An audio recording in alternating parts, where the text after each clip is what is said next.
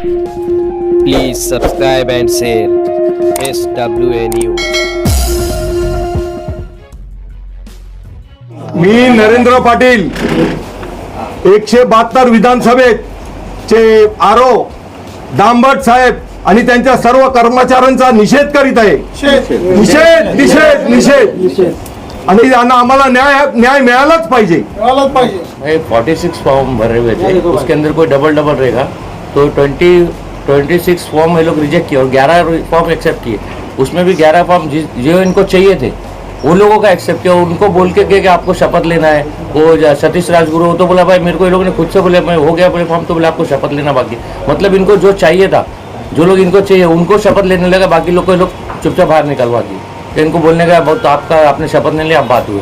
और ये office already corrupt का इसके ऊपर चार्जेस है. ये ऑफिसर हमारे इधर भेजे जो लोग इधर बड़े पावर में, वो लोग के ऊपर भी करप्ट के चार्जेस है. वो लोग सब माहिर है करप्शन करने में और करवाने में. वो खुद उस चीज में अंदर जाके आए.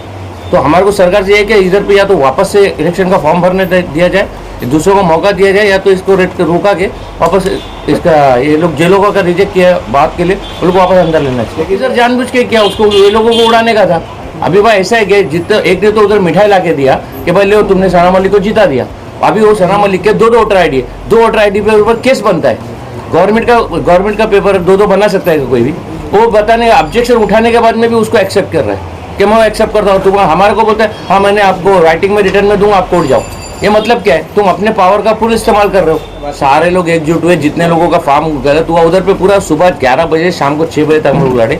वो लोग ना किसी का कुछ बात सुनने को राजी नहीं थे. तो इसलिए सब कैंडिडेट मिलके साथ में है कि हम लोग यहाँ पे मीडिया में भी आएंगे और उसके बाद में कोर्ट में भी जाएंगे. क्या आपको लग रहा है कि आयोग जो है दबाव में काम कर रहा है? 100% लग रहा है. हम तो बोल रहे हैं ना, जो आदमी एक टाइम चोरी किया दूसरी टाइम चोरी क्यों नहीं करेगा? तो बड़ी चोरी है. इसमें चोरी कराने वाला भी चोर है और जिसके आगे बैठे बाप लोग वो भी इनसे बड़े करप्शन के अंदर उनके ऊपर इल्जाम लगे और अंदर जाके आए. अभी देखो हमारा काम है, अभी उधर वो लोग ने वो चीज का फायदा उठा लिया. वो ऑफिसर ही अब बोल रहा है कि मेरे में था, मैं राइटिंग में दे दूंगा, आप कोर्ट जाओ. मतलब कोर्ट जाने का मतलब ये इलेक्शन खत्म हो जाएगा. कोर्ट जाते रहता है. कौन से केस का इधर 2 दिन में ये होता है, फैसला होता है. तुम कोर्ट जाओ. मतलब वो लोग ने पूरे प्री प्लान करके रखे थे कि कितने लोगों को बाहर करना है. हम लोग इलेक्शन डिपार्टमेंट में कंप्लेंट दायर कर रहे हैं. बहुत जन कभी जब सबको इसके लिए बुलाया कि सब लोग एक साथ एप्लीकेशन फाइल करके आगे नहीं हुए. इसका मतलब तो ये जो राजा का बेटा राजा, राजा की बेटी वही चलने वाला है और दूसरे किसी को कुछ करने देने वाले नहीं लोग. सही बात है ना, कैसे नहीं अलग विरोधी पक्ष बोल रहे तो सही बात बोल रहे हैं ना. आपको लगा इसमें अभी कोई 4 टाइम कोई 5 टाइम, मैं 2 टाइम लड़ा हूँ इलेक्शन, कैसे हमारे से गलती हो सकती है? जब फर्स्ट टाइम पे हमारे से नहीं तो अभी कैसे हो सकती है? ये लोग जानबूझ के चीज करवाए. आपका फॉर्म लेके पूरा हाँ एक्सेप्ट हो गया, आप ठीक है जाओ साइन करो जाओ. अरे तुम शपथ लेने लगा ना, तुम्हारा काम है, तुम पेपर दोगे, तुम वो पढ़ के हमको शपथ लेना है. क्योंकि बाकी जगह पे नहीं हुआ क्या? गौंडी में मोहम्मद को मैं फोन किया, क्या वो बोले भाई फॉर्म लेने का हमारे को देके शपथ लेने लगा है. और इधर भी इन लोग को जो चाहिए था उनको लेने लगा, बाकी को नहीं था. ओरली शपथ उसी टाइम ले ले ना. सुबह 11 बजे का टाइम देता, हम लोग 11 बजे गए थे ना, उस टाइम पर तुम्हारा शपथ बाकी ले लो. मैं मेरा फॉर्म होगा नहीं, वाइफ का भी फॉर्म होगा, बहुत लोगों का फॉर्म, खाली शपथ के लिए क्यों रिजेक्ट करा? कहीं ना कहीं इनको डर है ना, जो 70,000 इनके हाथ से सीट जाएगी. अब माहौल ऐसा हो गया था कि इतने कैंडिडेट है, हर नगर सेवक के एरिया में वो लोग अपना अपना वोट काटते ना. जो नगर सेवक में थोड़ा सा वोट ज्यादा लेता ना वो चुन के आता था. इतना मिडिल कर दिए थे इसको इलेक्शन को. तो वही चीज का डर था ना ये लोगों को.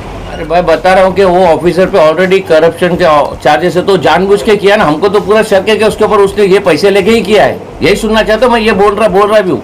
मेरे को किसी का डर नहीं है इस चीज पे. मैं तो उधर ही बोल के कि तेरे पे केस करूंगा बोल के. जितनी इज्जत देने का था दिया हमने. सुबह 11 बजे 6 बजे तक लड़े उसको. मतलब हमारा चलो ठीक, इसमें किसी में टिक गया, तुम सजा लगी कि हाँ आओ लिखे किधर नहीं कट करेगा ना आदमी, वो कट करेगा क्या? तुम ठीक है, मैं बाकी लोगों का तुम इसमें किसी कर सकते हो कि वोट नहीं लिया, सबको वोट नहीं लिया, वोट दिलाना काम तुम्हारा है. अभी जो भी मंत्री बनता है उसको वोट दिलाते कि वो खुद जाके ले लेता, फॉर्म लेके खुद पढ़ना चालू करता है. चुनाव आयोग के आगे मतलब क्या आपका अगला प्रोसेस क्या होगा? अभी हम लोग यहाँ ऑब्जेक्शन उठा रहे, कोर्ट जाएंगे. इसका जो प्रोसीजर है इलेक्शन कमीशन में हम लोग ऑब्जेक्शन फाइल करेंगे, उधर से कोर्ट जाएंगे. इलेक्शन 2012 से हम लोग लड़ रहे हैं. ऐसा इसमें ये बार पहली बार हुआ है कि इस पे इलेक्शन ऑफिसर ने फॉर्म भर के एक्सेप्ट करा है. उसके बाद में उसने बोला कि आपका फॉर्म एक्सेप्ट हो गया. हम लोग ने बाहर आए, उसके बाद में नेक्स्ट डे जब स्कूटनी होती है उसमें मेरा फॉर्म आया तो उसने बोला रिजेक्ट. मैंने बोला क्यों रिजेक्ट? तो बोले आपने शपथ नहीं ली. तो मेरी शपथ दिलाना आपका काम है. अभी कोई अपन फॉर्म फिल करेंगे तो उसमें एक चीज़ अगर अपन नहीं भरेंगे ना तो फॉर्म आगे नहीं जाता है तो वो काम आपका है। तो उसने बोला कि नहीं रिजेक्ट बोले। मैं बोली रिजेक्ट आप कर ही नहीं सकते, इससे पहले भी हम लोग ने इलेक्शन लड़े थे एमएलए का, ये फर्स्ट टाइम नहीं है, उसके पहले भी लड़े थे। तो वो ऑफिसर ने हम लोग को शपथ के लिए दिया था कि फॉर्म एक्सेप्ट हो गया, अभी शपथ ले लो। तो ये काम आपका है, आपको बिठाए हमारी सेवा करने के लिए, ना कि हमारा फॉर्म रिजेक्ट करने के लिए। आपने शायद से पैसे खाए होंगे किसी से, तभी आपने सना मलिक के एक इंसान का 2 वोटर आईडी था, उसमें हम लोग ने जब ऑब्जेक्शन उठाए तो बोला नहीं डाल सकते, एक्सेप्ट है। ऐसा क्यों एक्सेप्ट है भाई? आपने क्या नवाब मलिक से कुछ पैसे लिए हैं क्या हमारे फॉर्म रिजेक्ट करने के लिए? हम लोग बस यही चाहते कि ये इलेक्शन रुके ताकि हम सबको लड़ने का मौका मिले, ना कि सना मलिक और फहाद अहमद को। इसमें रेस में सब लोग हैं और हम लोग यही चाहेंगे कि हमको भी इसमें हिस्सा मिले। जब तक आवाज़ उठाएंगे नहीं तो कोई तो आएगा नहीं, क्योंकि हर वार्ड में ऐसा हुआ है, हर जगह में शपथ के लिए सामने से ऑफिसर ने बोला। ये वार्ड में पता नहीं कि उसको हमसे क्या पर्सनल दुश्मनी थी या किसी को जिताना था, वो वन साइड तो सना मलिक ही आ गई है। अब पता नहीं उनका क्या। फहाद अहमद का भी पेपर रुकाया था, एक साइन नहीं है बोल के, उसको बात कर, उसको कहीं से कॉल आया तो वो एक्सेप्ट किया। आधे घंटे का उनको टाइम दिया था, उसको आधे घंटे बोला, हमको भी आधे घंटे का टाइम दो, हम भी वकील बुलाते, नहीं बोले आपका रिजेक्ट कर दो। टाइम उधर देगा तो रुका के बोल सकता ना, उधर रिजेक्ट करके ही भेज रहा है सबको। तो उसको कहीं ना कहीं जो मतलब पावर जो राष्ट्रपति इसमें है, जो पावरफुल है, उनके फोन आ रहे तो वो बराबर एक्सेप्ट कर रहा। वो तो सतीश राजगुरु बोला भी अंदर किसी के फोन पे अंदर बात, मैं तो नहीं था, किसी के फोन पे अंदर बात करने के बाद में उसने एक्सेप्ट करा बोल के, वो सतीश राजगुरु का भी रोक के रखा था, उसका क्या एक्सेप्ट किया? उसको तो खुद उसने वाद दिलवाया, उनका भी आप मंगता बैठ लो बोलेगे, उनको सपोर्ट किया गया। अपक्ष वाले को तो हटा दिया, वोट कटेंगे ना, अपक्ष वाले को इसके लिए हटा। वोट इतने है कि अपने अपने वजन अपने अपने एरिया में सबका रहता है। नगर सेवक हम लोग जीते तो उतने भी वोट लेंगे ना, इस टाइम पे एमएलए निकल के आ सकता था। बात उधर खराब हो रही थी। तो आगे आपकी लड़ाई अभी कैसे? अभी लड़ाई तो हमारे की जहाँ तक लग रहा है, ये देश का कानून हमको जितनी लड़ाई लड़ने का हक दिया, हम उतनी लड़ाई लड़ेंगे। में क्या लगता है 1 से 2 दिन ही बचा हुआ है, तो क्या लगता है आप लोगों को इंसाफ मिलेगा? इंसाफ नहीं मिलेगा। हम मैं बोल रहा हूँ कि इधर ये इंडिया ना कैसा है, अभी आपको बोले इतना करप्शन ऑफिसर को तुम वापस वही चीज पे बिठा रहे हो, इसको तो निकाल के बाहर फेंकना चाहिए था। एक टाइम कर दिया चोरी, तुम उसको वापस उधर ही लाके हमारे सर पे बिठा तो करेगा ही ना। हो जब 50 लाख के लिए 5 करोड़ के लिए कौन नहीं आदमी करेगा? चोर के हाथ में फिर चाबी दोगे तो चोरी नहीं करेगा। मैं ओपन बोल रहा हूँ कि चोर है वो। मैं बताना चाहूँगी, मेरा नाम संगीता विष्णु रसाल है। मैं पद्मश्री नामदेव रसाल जो दलित पैंथर के संस्थापक थे, जिन्होंने जो फाउंडर मेंबर है दलित पैंथर के, उस संस्था की तरफ से मैं एक उम्मीदवार अपक्ष की तरफ से लड़ रही थी। कौन से विधानसभा अनुशक्ति नगर 172।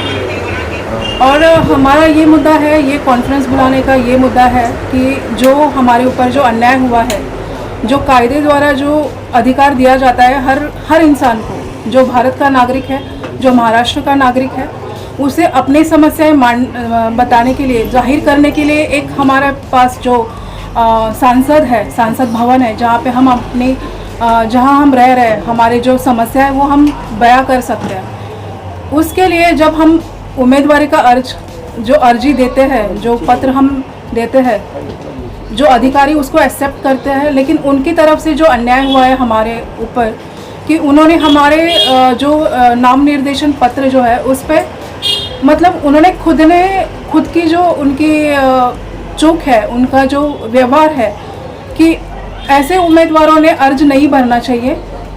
उन्होंने ऐसी हमारी जो चूक जो उन्होंने बताई, जो कि उनको लेना चाहिए था, ओथ उनको लेना चाहिए था, ओथ उन्होंने लिया नहीं। जब हमने बोला कि हमारा ओथ पेंडिंग है, जब हमने दिखाया कि ये हमारा हुआ नहीं है, तो आपने यहाँ पे नहीं क्यों लिखा है, इसको आप ले लीजिए, हमारा ओथ लेना चाहिए आपने। लेकिन उन्होंने हमें ऑफिस से बाहर कर दिया, आप यहाँ से निकल जाओ, आप बाहर हो जाओ। वहाँ से उन्होंने पुलिस ऑफिसर्स को बुलाया। और ये कहाँ तक सही है? एक महिला अगर आपको बोल रही है, एक उम्मीदवार आपको बोल रही है कि हमारा ओथ ले लो, लेकिन हमारा ओथ शपथ नहीं लिया गया, तो ये सरासर हम पे अन्याय हुआ है। हमें जो हम संविधान में जाना चाहते हैं, हम हमारे आवाज़ उठाना चाहते हैं, हम जो पीड़ित है, जो शोषित है, उनके खिलाफ बोलना चाहते हैं, लेकिन हमें उनसे बोलने के लिए मना कर दिया, हमें वहाँ तक आने के लिए मना कर दिया। तो ये हम न्याय चाहते हैं, तो ये हम पे अत्याचार हो रहा है। और ये अत्याचार के लिए हमने ये पहली आवाज़ उठाई है कि हमने सारी मीडिया को बुलाया ताकि हमारी आवाज़ सारी जनता तक पहुँचे कि ये क्या हो रहा है। आप खुद देखो, जब तक हम अर्जी नहीं करते, हमें पता नहीं चल रहा है कि ये उम्मीदवारी का अर्ज क्या होता है, नाम निर्देशन पत्र क्या होता है, ऑफिसर्स क्या करते हैं, स्क्रूटिनी होता है, वहाँ पे ये भरना पड़ता है। हमें जो स्क्रूटिनी ऑफिसर्स होते हैं वो कुछ नहीं बताते हैं। उनका ये मानना होता है कि ये आपको पहले से आना होना चाहिए। अगर हम अभी पढ़ाई कर रहे हैं, मैं PhD होल्डर हूँ, मैंने MBA किया हुआ है वेलिंगटन इंस्टीट्यूट से, तो मैंने कभी उम्मीदवारी अर्ज नहीं भरा है, लेकिन मैं चाहती हूँ कि मेरी जनता, मेरी जो आम आदमी है, जो बहुजन समाज है, उसके लिए, उनकी समस्याओं के लिए मैं आवाज़ उठाऊँ। लेकिन उनका ये मानना है कि हमें सब कुछ पता होना चाहिए, हमें पता होना चाहिए कि अर्ज कैसे भरते हैं, और हमने उनको बोलना चाहिए कि हमारा शपथ लो, वो हमें नहीं बताएंगे। तो ये कहाँ का न्याय है? अगर हमने बोला भी तो हमको दिया नहीं गया, ये कहाँ का न्याय है? मी लोकराज्य पार्टीचा उमेदवार म्हणून उभा होतो। मी लोकराज्य पार्टीचा मुंबईचा अध्यक्ष म्हणून काम पाहतोय, माझ्याकडे जबाबदारी आली। मी 40 वर्षाचा प्रवास BJPचा सोडून लोकराज्य पार्टीची मुंबईची जबाबदारी घेतलेली आहे। हा एक असा पक्ष होता की ह्या पक्षाने गोरगरिबांना, सगळ्या 18 पगड जातींना एकत्र घेऊन आरक्षणासाठी, न्याय हक्कासाठी लढणाऱ्यांचा हा पक्ष आहे। अशा पक्षात मी प्रवेश घेतला। या पक्षाने मला उमेदवारी दिली। मला कॉन्फिडन्स होता की मी या मतदारसंघातनं 100% यशस्वी होईल, पण फक्त एका शपथपत्रामुळे माझा अर्ज यांनी नाकारला। पण मला न्याय मिळणार याची मला गॅरंटी आहे, कारण माझी पार्टी आणि माझी लीगल टीम या कामाला लागलेली आहे। माझा मंगळवारपर्यंत आमच्या पार्टीने निर्णय घेतलाय की याच्यावर PLI दाखल होणार। मंगळवारपर्यंत आमचा PLI पार्टी दाखल करणारच, आणि आम्ही करणार, कोण येऊ किंवा नको येऊ। हे लोक आहेत माझ्याबरोबर, यायला तयार आहेत सगळे, पण मी एकटा करणार आणि लढणार आणि त्या ऑफिसरला धडा शिकवणार, हेच माझा उद्देश आहे। आणि ह्या जास्तीत जास्त माझा प्रयत्न असा असेल, या विधानसभाची निवडणूक स्थगिती कशी होईल हेच मी पाहतोय, हेच मला करायचं आहे। या निवडणुकीत आता मला ह्या विधानसभेची इलेक्शनच थांबवायचे, याची निवडणूक प्रक्रिया ही पूर्णपणे चुकीची आहे। जर 11 वाजता मी फॉर्म यांच्याकडे जमा केलाय, यांनी मला 2 त्रुटा सांगितल्यात। माझ्या ॲफिडेव्हिटमध्ये एक त्रुटी होती, ती मला रेक्टिफाय करायला सांगितली, आणि शपथविधी। जर मी तुमच्या ऑफिसला 2:30 वाजता आलोय, ते याच साहेबांनी मला काय सांगितलं, हे सगळे फॉर्म सगळ्यांचे झाल्यानंतर मी तुम्हाला बोलवीन। या साहेबांनी सांगितलं, मी तुम्हाला बोलवतो आणि तुमचं जे काय पूर्तता आहे ती करून घेतो। 5:30-6च्या दरम्यान यांचे सगळे फॉर्म जमा झाल्यानंतर यांनी मला आतमध्ये बोलवलं। हां, काय आहे? बोललो, साहेब हे ॲफिडेव्हिट आणि मला शपथपत्र घ्यायचं। माझी वेळ निघून गेली। त्यांनी मला सांगितलं, ही लिस्ट आहे। त्यांनी एक लिस्ट दाखवली मला, एक पुस्तकातनं जजेस वगैरे असतात यांच्याकडनं जाऊन तुम्ही रात्रीचे 12 वाजेपर्यंत ह्या अथॉरिटीज दिल्यात, यांच्याकडनं जाऊन तुम्ही शपथ घेऊन या 12 वाजताच्या आतमध्ये। जर त्यांना 12 वाजेपर्यंत जी अथॉरिटी होती, तर मग ह्याला पण 12 वाजेपर्यंत आरोला अथॉरिटी होती ना। यांनी काय ती शपथ आमच्याकडनं घेतली नाही, म्हणजे हा जाणून बुजून आम्हाला बाद करायच्या निर्णयानेच त्या खुर्चीवर बसला होता। आम्ही आता त्याच्यावर PLI दाखल करून याची नोकरीच खाणार मी। करतात की हे चुनाव आयोग ते आता दबावामधून काम करतात। ओके, मान्य करतो। हा मान्य करतो। चुनाव आयोग पूर्णपणे या दबावात आपल्या तरी मतदारसंघाचं मी बोलतो। पक्षाचं नाव नका घ्यायला हवं मला। विरोधी पक्ष पण असतात आणि ही पण सत्ताधारी पण असतात। पक्षांचं नाव घेण्याचा अर्थ काय आहे? आता लोकांना सरळ दिसतंय कोण इथं दबाव आणतंय। आता हे मिळून सगळ्यांनीच घ्यायला लागेल।